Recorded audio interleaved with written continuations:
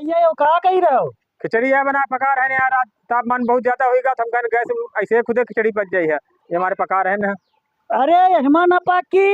नहीं पाक जाए यार, 46 47 48 तक का पारा पहुंच चुका है।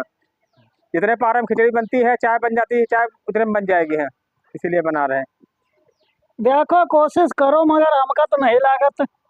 नहीं नहीं, पानी बिल्कुल गर्म हो गया। छुक देखो चाचा, तुम देखो छुक पानी कितना गर्म हो गया। हाँ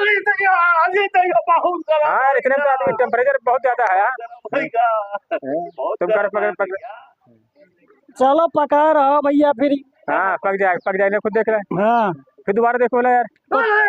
बासी बासी। बस हो गया काम यार।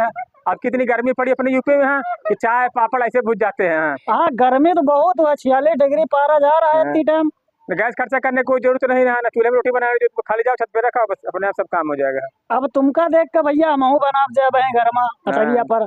सब जो लोग घर में अपने यह करो हाँ कि छत में जाओ बस रख दो ईंटों पर चूल्हा तवा बना रोटी बन जाएगी सब।